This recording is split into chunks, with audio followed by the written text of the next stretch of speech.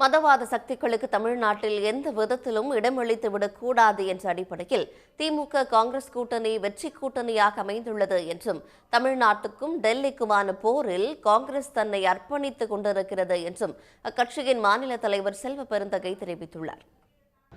சரியான நேரத்தில் மதவாதிகளை, பாசிசவாதிகளை தமிழ்நாட்டில் எந்த விதத்திலும் இடமளித்துக் விடக்கூடாது என்ற அடிப்படையில் இந்த கூட்டணி வெற்றி கூட்டணி அமைந்திருக்கிறது.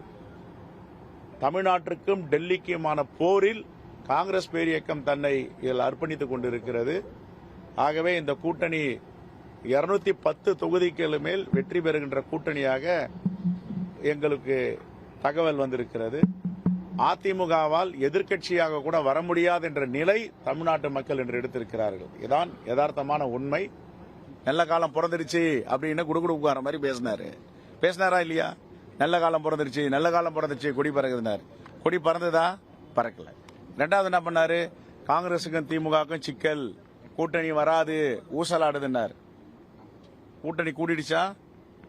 அப்ப அவர் எது சொல்றாரு அது நடக்காது. இப்ப என்ன சொல்றாரு? ஆட்சி அமைப்பு பண்றாரு, அதுவும் நடக்காது. உடனுக்குடன் செய்திகளை தெரிந்து கொள்ள சன் நியூஸ் பெல் ஐகானை கிளிக் பண்ணுங்க.